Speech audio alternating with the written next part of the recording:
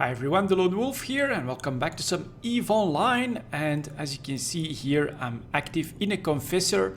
The reason I'm making this video is that I'm hoping it can inspire some people in like smaller corporations or newer players to find ways of introducing new players to different parts of EVE Online. And that is basically what we're trying to do here with the tactical destroyers. So we've had a few members come and go, people we know in real life, but one major problem that we've often come across is that when we try to take them to join some of the content we're currently doing, they really feel useless. So you can imagine a new player that's on his trial or maybe in his first month. He can fly maybe up to a cruiser or something like that. And if you take him along to rat in nullsec or to do level 4 missions, or if you go hardcore exploration, then they really won't feel very useful when they're just sitting there seeing your battleship do almost all of the damage. If they get targeted, they'll probably have to warp out, problems like that. It makes it decently difficult to introduce newer players to some of the more rewarding aspects of EVE Online. And for us, the tactical destroyers are basically our answer to that problem when it comes to introducing people to wormhole space.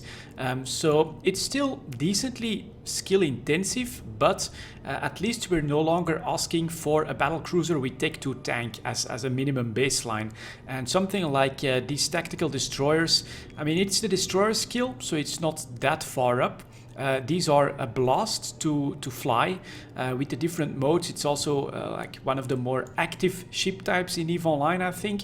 And I think that makes them perfect. So these in a group of 3, 4, maybe 5 can easily handle C1 and C2 combat sites. I think it's a lot easier to train into those than to say, well, you gotta be in a Myrmidon with a Tech 2 tank before we take you into wormhole space or anything like that. And I really don't think that it's wasted XP, because these destroyers are actually a lot of fun in PvP as well. They are really very, very good ships for the amount of SP that you need to train them. And what I also like about them is, of course, that they're not that expensive. I mean, right now they're going for 50 to 60 million, which is a decent investment, but a newbie or a newer player that loses one of those won't feel as bad as losing his first battle cruiser or his first battleship or anything like that. This is something that we as a corporation have basically decided as a method of trying to introduce newer players earlier on to wormhole space. And yeah, that's what I'll show you guys in a moment, because that's what we basically tested out with Cedar Balnit, who has just basically trained his way into his own confessor as well. We prepared that one, we made it available for him in the POS, and then when we found a C1 wormhole, and there was only 3 of us, we decided to jump in and do a quick little combat site. But what I noticed going into this confessor is the dirt.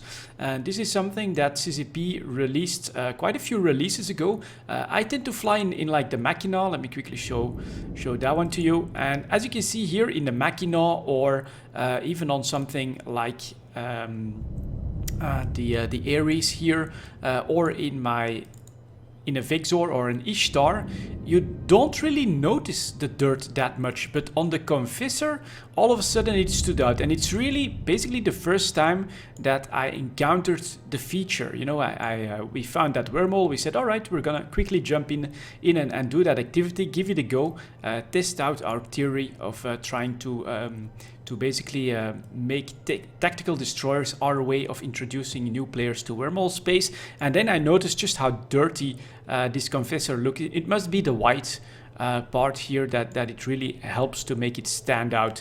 And so as a part of the video, I also wanted to quickly show you guys that feature, so you can clearly see all the dirt that is accumulating on the hull. It's a pretty cool feature, but it's pretty underwhelming on most of the ships that I tend to fly. And it's a perfect opportunity to take a quick look at how you actually get rid of that. So you just go into the fitting window, and then over here you've got a clean ship button. So let's press that. Clean ship, and if I'm not mistaken, it actually requires me to get in and out of the confessor. So let's keep this view here. Let's jump into the Vexor. which looks like that, and then we'll jump right back in. And here it is. We've got a clean confessor, nice shiny white. You can clearly see that a lot of all of the dirt has been removed, and the difference is definitely night and day. But yeah, this is a nice little feature that CCP added here. It's definitely part of the graphical beauty of EVE Online, but it is yeah, just not that visible on a lot of the ships. I mean, I've been flying the Machina more than the Confessor, and it's slightly visible here and there, but it's clearly not as visible as what it was on the Confessor. So there we go, my dirty Confessor has been cleaned. Now you know that the feature is actually active and most visible on lovely white ships. But other than that, we're gonna take a quick look at our small excursion into a wormhole. So here we go, we are sitting on the wormhole, and we've got Cedar Bonnet who is warping in, and we just decided on a quick in and out here, as I've said, as a sort of a test to introduce new players into wormhole space in something that we don't think is all too skill intensive to train for. So there we go. My brother was already in here in his Jackdaw, so he's actually testing all of them out a little bit. We really do love the Confessor for this role, of course. The lasers with different crystals allow you to hit at very close range for a lot of damage, or at a further range if necessary. You can kite a little bit with that as well. Just very versatile ship. You don't need tons of ammo in your cargo bay for that either. And they're just really pretty tanky as well in armored mode. In speed mode, they're really nice, and then in sharpshooter mode, you get a bit more optimal. So they feel really good for this job. We are in a shattered wormhole, which is why you can also see an ice field on the scanner there. But here we go, we're actually warping in, and of course we'll start with those sentries because they do hit for quite a little bit.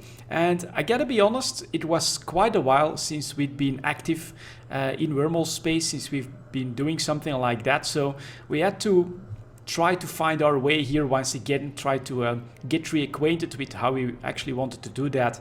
And it took us a while to decide that my brother's Jackdaw was going to be basically our anchor. At the moment we're just sort of trying to take down these sentry towers as quickly as possible. It's the first time that Cedar Bonnet flies his Confessor, so he wasn't very familiar with the different modes and all of that either. But this is, in my opinion, really pretty cool that you can take these decently cheap ships, decently easy to skill into ships, but very versatile, very fun to play, very active as well, which I think is definitely going to be attractive to newer players. Compare that to something like mining, of course. There's just a bit more going on and a bit more to do in a ship like that. So we are trying to take out the second sentry here. That's finally going to work out. I'm finally activating my afterburner for some extra speed. The ship is cap stable, so we can just keep everything running as much as we want to, which is pretty awesome, of course. And we are slightly PvP ready as well, because Cedar Bonnet decided to go with a scram. So if something would drop on us, something like a battle cruiser that's trying to do this side solo, we can probably give them a pretty bad time. And here's the beautiful Jackdaw with some shield impacts. That does look very, very cool, I think. And yeah, these tactical destroyers, they're just so sleek, really beautiful, very handy, very versatile. We absolutely love them. And just changing into modes adds that little bit of management to do while we cut down these sleepers. And yeah. As I've said, it was quite a long time before since we'd actually done anything like that, so I was just ignoring my webbing. I was trying to get some decent shots, but that very, very bright sun of a shattered wormhole also plays some tricks on me. And here I am in sniper mode, trying to do some damage at range. And there you go, even with the multi-frequencies at 14 kilometers, I got a really nice hit on that sleeper drone there. And here again, decent hit as well from a decent range. So it just adds the fun here. You can decide to go for more optimal through crystals, through going into sharpshooter mode. If you really need to rush to something, you can go into speed mode and try to close the distance. It's just really, really a lot of fun to quickly fly these into not too difficult a wormhole, of course. So this is a C1 site, extremely easy. You can do this probably with just 2 of them, but I'd say with 3 of them, you're very comfortable. And if someone sees you on D-scan, you could even get a decent fight out of this, because not a lot of people are going to bring that much firepower into a C1 wormhole.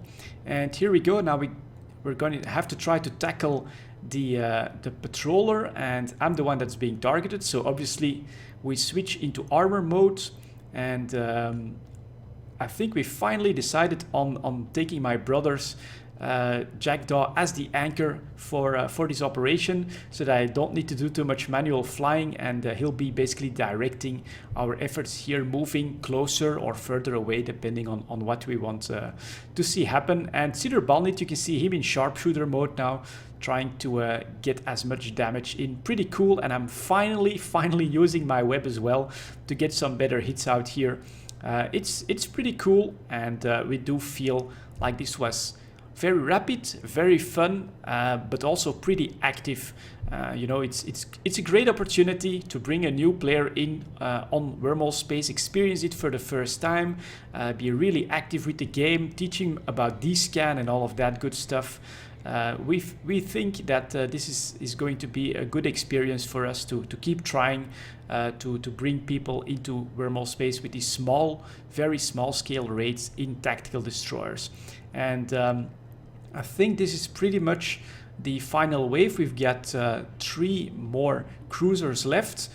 You can see that they do shoot through my shield at this point pretty easily, but I can keep firing, repping, and have the afterburner on at the same time. I'm fully cap stable, so it's really not a problem. They'll switch often enough that no one is forced to get out, and this, I think, looks pretty cool from an RP standpoint. You've got some of those crazy capsuleers in their tactical destroyers coming down on a sleeper site like locusts, destroying all of them, and after that we just grab the loot and get the hell out of there.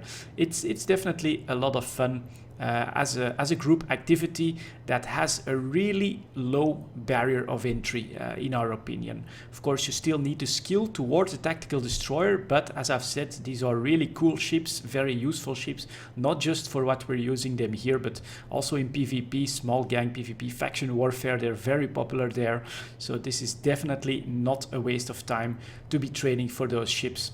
And there we go. I'm muted a little bit, but you can see the cool armor effects on my dirty confessor there.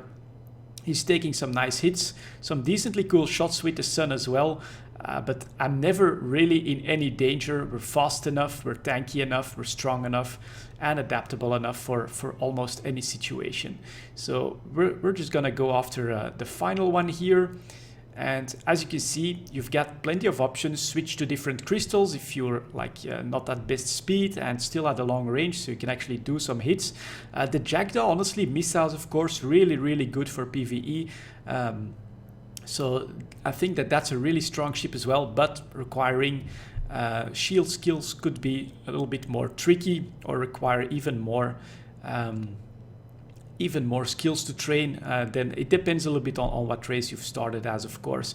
And after that, all that there's left to do, which is probably the biggest downside to this tactic, is of course that to loot we don't have salvage drones with us, and as a result we do need to take our time a little bit to loot everything that's available here.